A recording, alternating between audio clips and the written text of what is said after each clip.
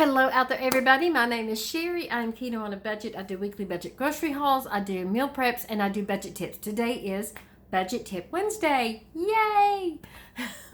Anyway, just put the dog outside. I tried to start a video a few minutes ago, and he decided he wanted to go outside now.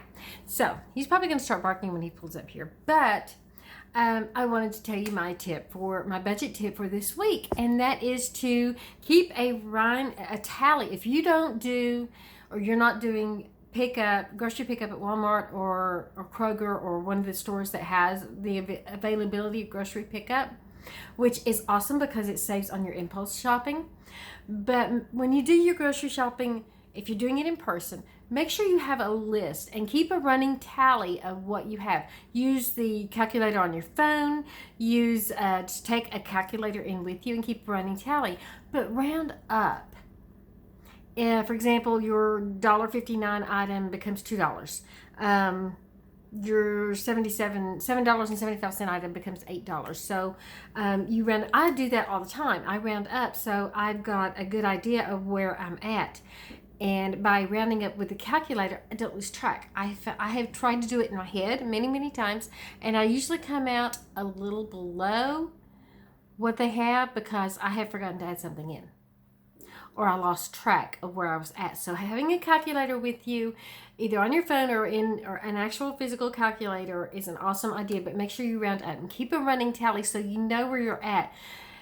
If your grocery budget is $100 for the week, and you know you've got your items in the cart, and you're not halfway through the grocery store yet, your items are adding up to like $75-$80, you're gonna have to start thinking maybe about putting stuff back to stay under budget. You know what I mean? So if you've gotten some items that aren't necessarily part of your meal plan, they're like extras for snacks or whatever, you might have to think about putting those back, or start looking for items that are lower cost. Start comparing the store brand items with the name brand items that you may or may not have in your cart. But just keep an idea of where you're at so you know what you need to do to keep that under budget, whether it's putting items back, or whether it's just stopping where you're at, or stopping when you meet that maximum amount that you have set for yourself. There are some times when it's okay to go over, because what I do is I am now budgeting my groceries for the month. So I know I have $600 for the month to spend in groceries. And so some weeks, if I go over, it makes up for the weeks that I go. Some weeks I go under, it makes up for the weeks that I go under. So I keep it at that $600. And that also means that I can make those trips to Costco to get the bulk items that I use, because that's part of my grocery budget. The household paper items, dishwashing liquid, laundry detergent is all part of my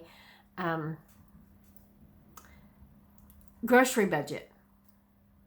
So just keep a tally of what you're spending and how much you're spending, and know in your head that if you do go over and you're okay with going over that week, know that you may need to cut some things back the next week to keep your grocery budget under control and out of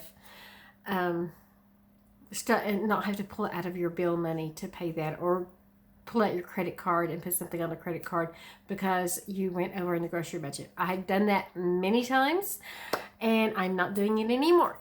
I haven't done it in the past several months, and I don't intend to ever do that again, because I'm working on getting, as I said to the Marshalls lady like a couple of weeks ago, I am trying to get out of debt and not get further into it. So that is my goal, and I hope you guys are having a wonderful day, and I will see you in the next video. Toodles.